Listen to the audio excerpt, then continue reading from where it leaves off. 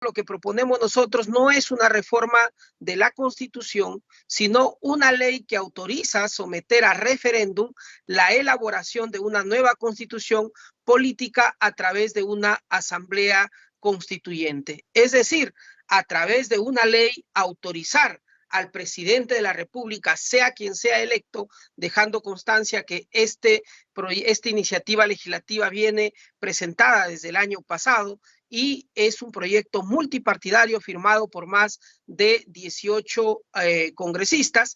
En ese sentido, lo que buscamos es que el presidente electo de nuestro país pueda convocar a un referéndum y que en ese referéndum consultivo sea la población la que en mayoría decida si es que el presidente convoca recientemente a una asamblea constituyente y esta, en un plazo de un año, puede elaborar la nueva constitución plurinacional paritaria del bicentenario.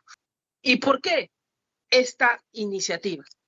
Porque sería, en primer lugar, el primer proceso constituyente del Perú que tendría el carácter netamente democrático, a diferencia de los procesos constituyentes que se han dado en la historia de la República antes de que cumplamos los 200 años, ya que todas las constituciones del Perú han nacido producto del golpe político militar o civil.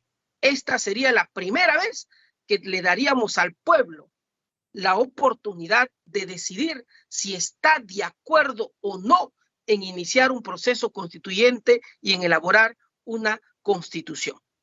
Por ejemplo, la Constitución del 93 nació viciada, llena de ilegitimidad de origen y al ser aprobada por un gobierno dictatorial que copó los tres poderes del Estado y organismos constitucionales autónomos. Ya lo sabemos todos, cuál fue la realidad del Poder Judicial, de la Contraloría General, tanto del Tribunal de Garantías Constitucionales, del Jurado Nacional de Elecciones, del Ministerio Público, de la SUNAT, etc. Utilizó políticamente a las Fuerzas Armadas y a la Policía Nacional del Perú, desactivó a los gobiernos regionales y centralizó el gasto público regional. Usó de forma clientelista los recursos públicos, regalos, dádivas, campañas de congresistas, etc. Compró editoriales, noticieros y prensa chicha, reparto de millones entre dueños de medios, ratificación mediante un referéndum fraudulento, un referéndum que fue posterior a cuando la Constitución se aprobó. En esta oportunidad estamos proponiendo un referéndum antes de, no después de, antes de y, de ser necesario, después de, para poder ratificar lo que la Asamblea Constituyente tenga que realizar.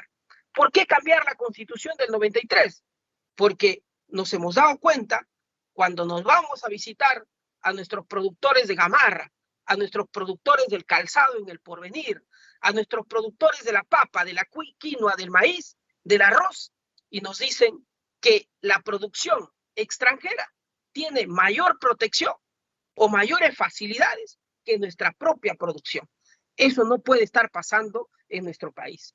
Otra cosa más, porque esta actual Constitución consagra los contratos leyes que impiden revisar contratos y adendas lesivas del interés nacional, como ha sido el tema de los contratos de concesión de los peajes, que este Congreso, con muy buena fe e intención, aprobó al inicio de su gestión, pero luego fue declarado inconstitucional. ¿Por qué? Porque la Constitución no permite que ni el Congreso ni otras entidades o poderes constituidos revisen estos contratos ley que hacen daño al Perú y que son producto de escandalosos hechos de corrupción.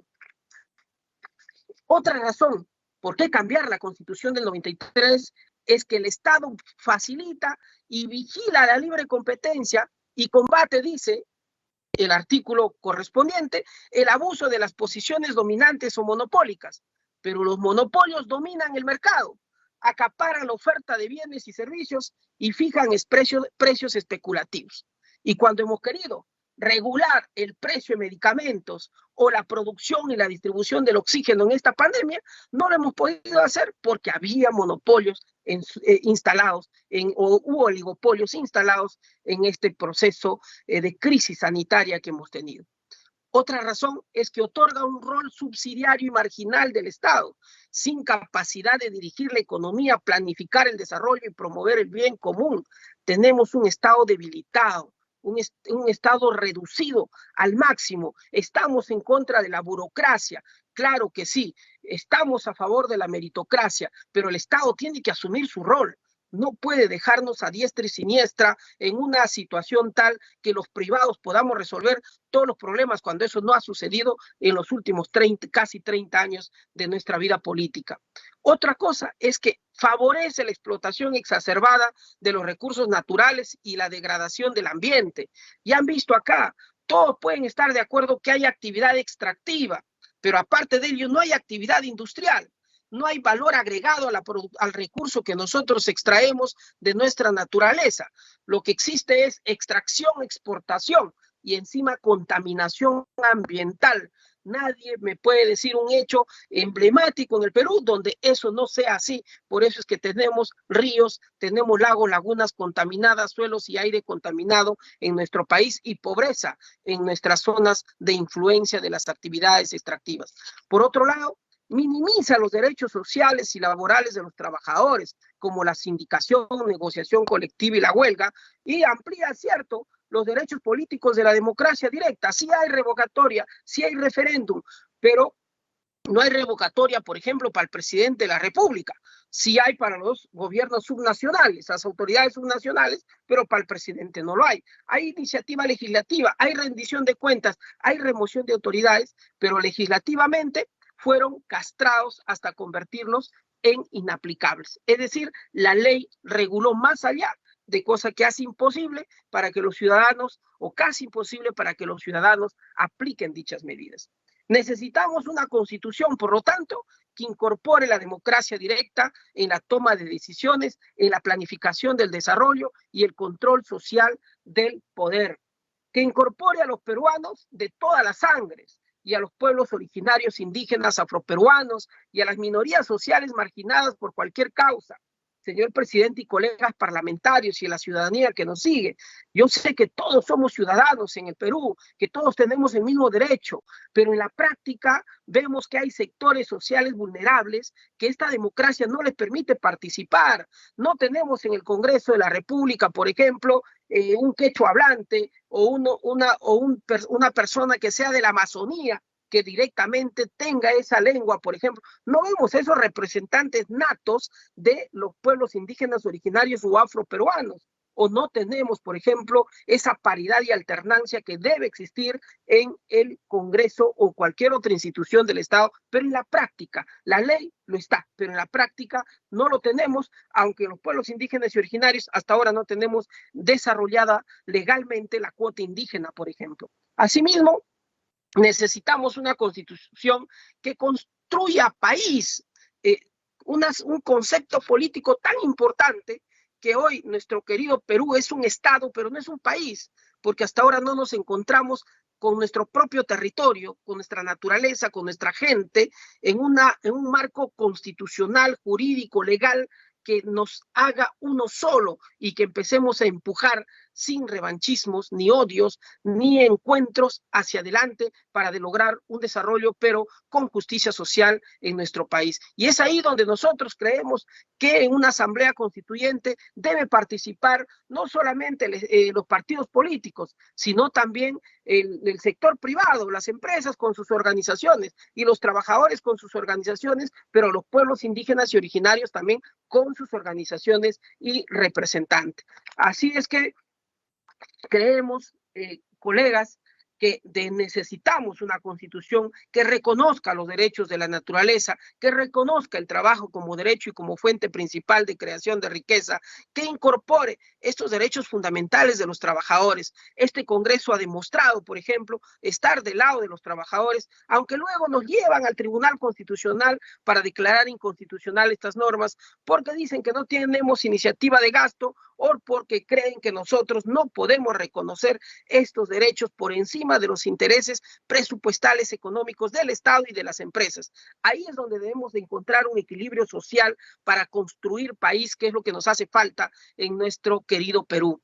También un derecho, una constitución que garantice derechos fundamentales, como ya lo han mencionado, la salud, la educación, que creemos nosotros debe ser responsabilidad del Estado, tanto en la planificación como en la prestación misma. No podemos hacer negocio de estos derechos tan importantes para la ciudadanía. Pueden hacer negocio seguro que en otras cosas, se hace negocio con la ropa, se puede hacer negocio con los minerales, pero con la salud, la educación, tiene que estar garantizado por parte del Estado. Asimismo, hay que rediseñar mejor el proceso de regionalización y descentralización efectiva que pueda contribuir al desarrollo territorial integral, equilibrado y sostenido.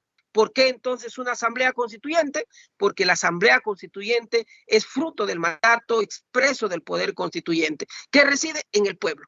Y a ese pueblo es al que queremos consultar en primer lugar.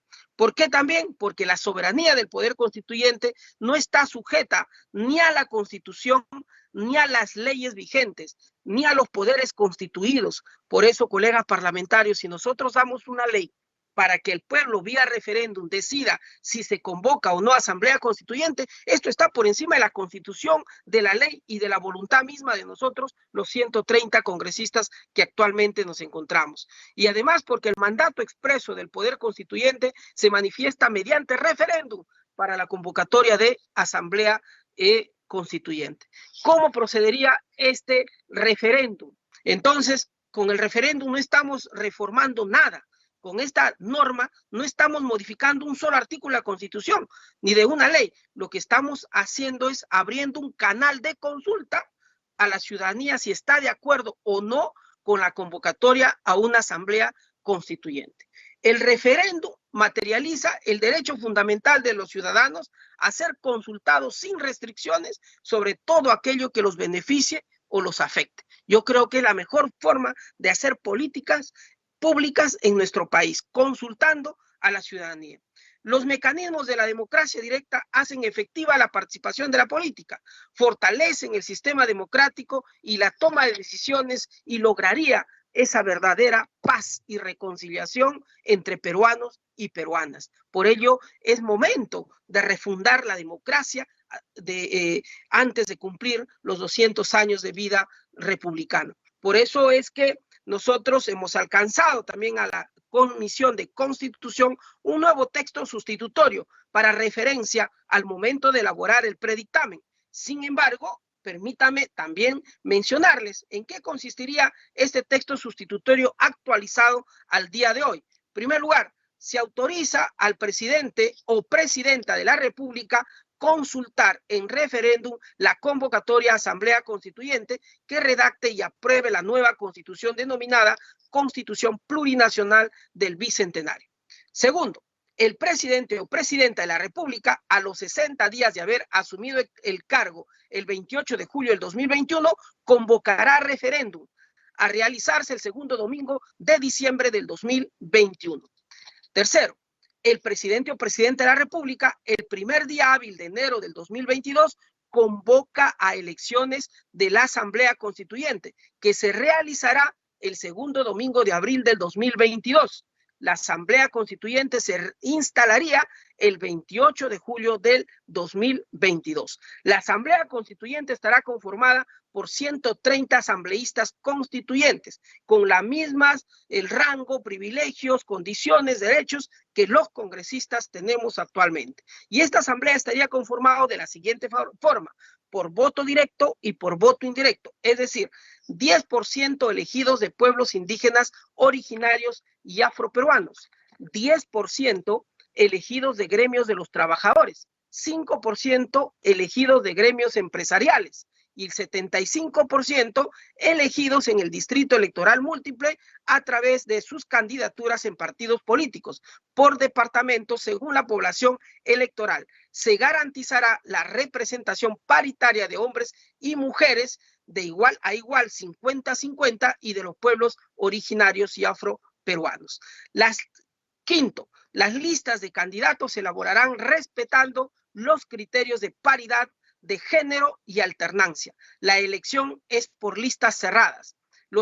Sexto, los asambleístas constituyentes gozarán de las mismas prerrogativas que los congresistas. Séptimo, la duración de la asamblea constituyente es de 1 año, prorrogable por 3 meses a propuesta de 1/3, aprobada por la mitad más 1 del número legal de sus miembros.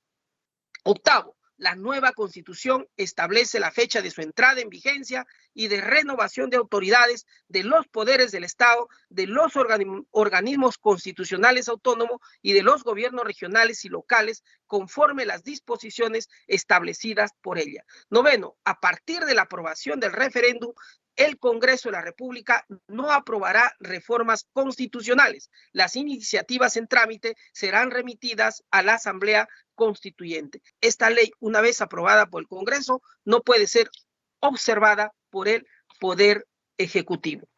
Colegas parlamentarios, es la oportunidad de darle el poder al pueblo al que nosotros hemos representado. Y creemos que es la oportunidad de que este Congreso de la República pase a la historia del bicentenario, generando o devolviendo el poder al pueblo para poder encontrar esa reconciliación, esa paz entre peruanos y construir país desde donde nos encontramos con todos y con todas, porque el poder verdadero, el poder constituyente radica en el pueblo y eso es lo que prevé esta iniciativa legislativa.